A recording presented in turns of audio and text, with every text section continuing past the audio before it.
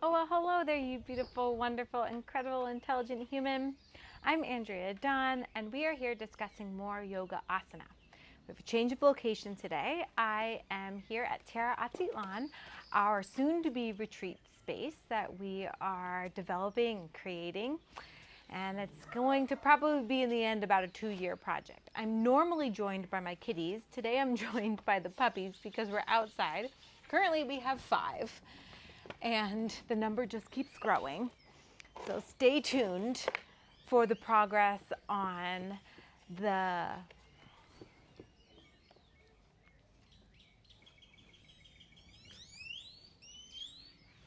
Oh, well, hello there, you beautiful, wonderful, intelligent, creative human being. I'm Andrea Dunn, and we are here today discussing more yoga asana. You'll see a change in my environment. Today we are out in the yoga shala, which has yet to be named, here at Tierra Atitlan, our property in the highlands of Guatemala on Lake Atitlan. So suggestions for names for the yoga shala to name it. And we'll probably be open in about a year, so stay tuned on our progress. But back to our yoga asana. So today we're discussing high lunge or crescent high lunge or Ashta Chandrasana. And the history of this posture is really unknown. And I think that's a really great reminder to stay present with your practice and not to fall into doing what you're told. Basically, we can get very influenced by the classes and the teachers that we go to, and that's great, that's wonderful, especially when they're good influences. But we always want to make sure that we're taking time reflection and coming back to what is right for us, because the sutras of Patanjali tell us that direct experience is our most important teacher. It's the way that we get to know or will realize ourselves, our true nature, or Svarupe Vastanam. So let's dive into high lunge or high crescent lunge.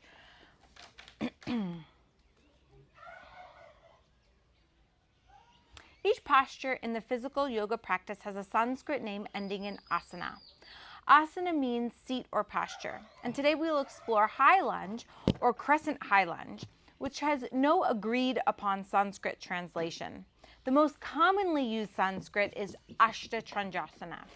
When we break down the Sanskrit, we see Ashta, which is 8, and Chandra, which is moon, and Asana, which is seat. When practicing this posture as a heart opener and back bend, you can see the crescent moon shape in the back line of the body, thus this particular Sanskrit translation. But the history of the posture is unknown. Regardless, the posture is common, and for good reason. Its benefits are ample.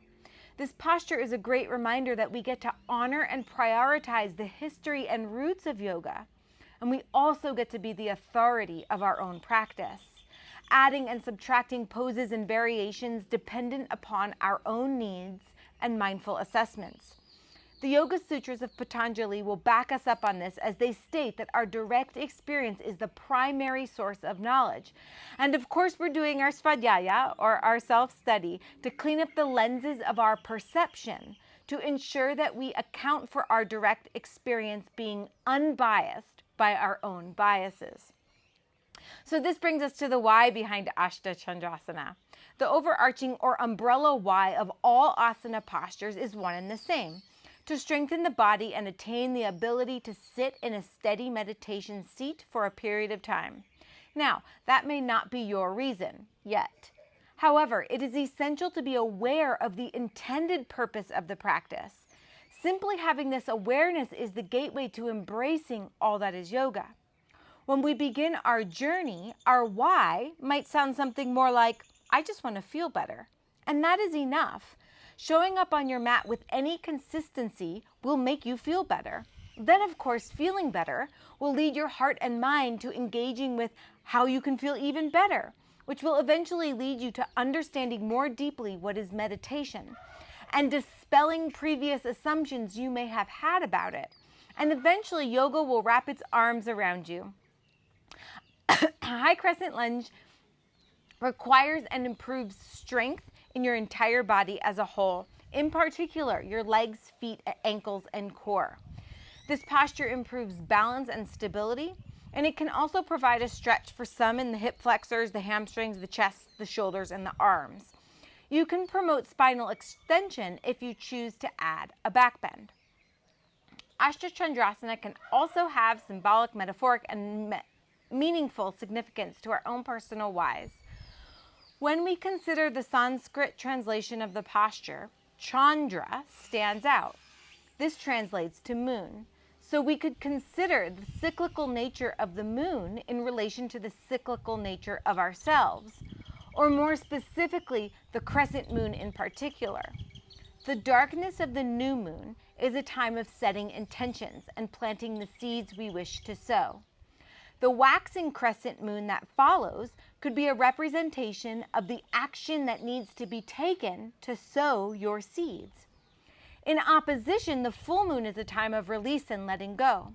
The waning crescent moon could be a representation of reflection on the habits and tendencies that need to be released as they are inhibiting your growth.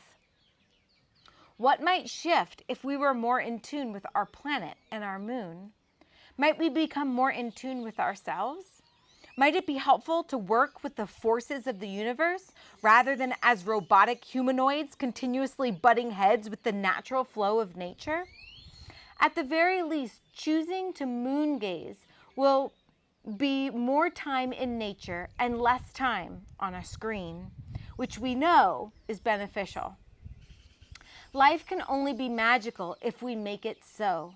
When we ignore the fantastic night sky illuminated by Earth's only natural satellite linked by tidal forces, we ignore the possibility of illuminating ourselves to that which is beyond our programmed habits.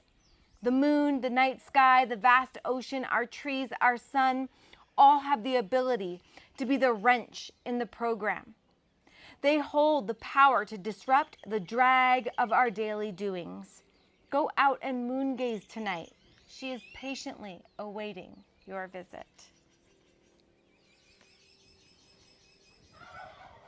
And I think it's important to acknowledge the facts around being in tune with nature, because sometimes it gets thrown off as like spiritual hibbity-jibbity, or, kind of like it's not a real thing or it's made up.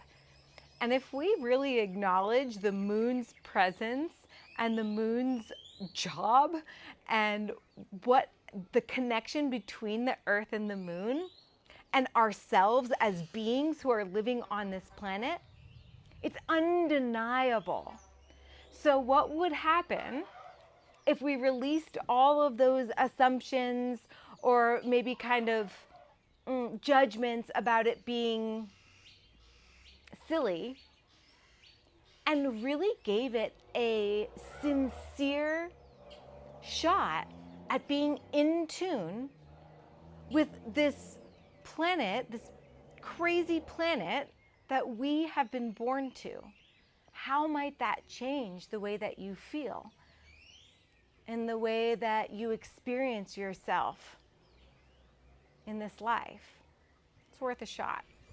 Now we'll demo our high crescent lunge. So we're going to start standing at the top of our mats. And we'll just come to a mountain pose where the feet are hip width distance, 2 fists width apart, and take a forward fold.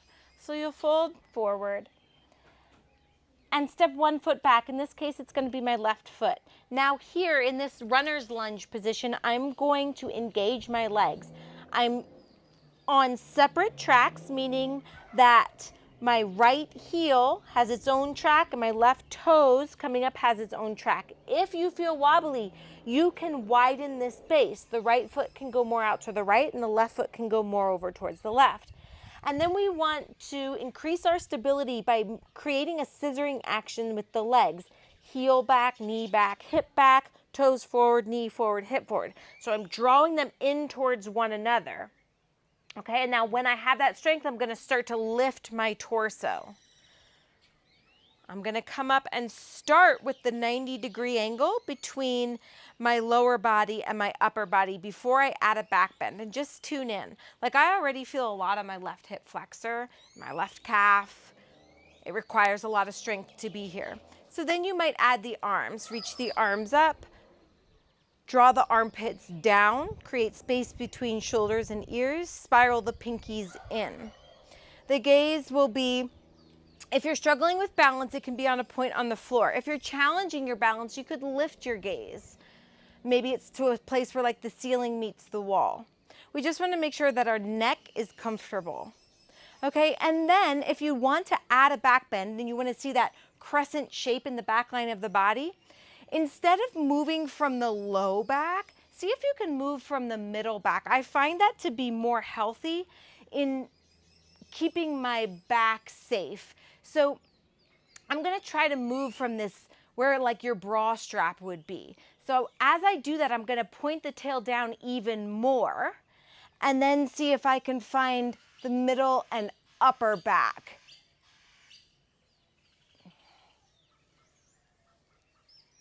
And so I'm not flaring my ribs out. My chest is expanding, but I'm continuing to draw my ribs in. Core is steady. Okay, lots of variations you can take on this. Maybe you place the interlaced hands on the knees. If it feels like you need a support, you could use a wall or a chair. You could always drop the back knee. That's Anjaneyasana. You can go back to the previous video to check that out. You can add twists, right? We can twist with cactus arms, arms expanded. We can revolve. Again, we want to make sure that we're staying really safe in the low back. So I'm continuing to point my tail down and scissor my legs as I lean my left arm towards the back left corner of the mat. Okay? You could add a twist with the left hand down. Lots of options for our crescent lunge. Sometimes I like to teach what is called a thunderbolt, where we don't come all the way up, but we're staying in this diagonal position where I'm just hovering my navel over my top thigh. All right, so many different variations. And then from there, if you want to repeat, you can just step up and step back with the opposite leg. Okay? So I hope this was helpful in understanding Ashta, Chandrasana, or high crescent lunge. Again, the reminder that it's your practice. So it's great to have wonderful influences in our lives. And you also get to decide what's right for you, regardless of what an instructor is saying.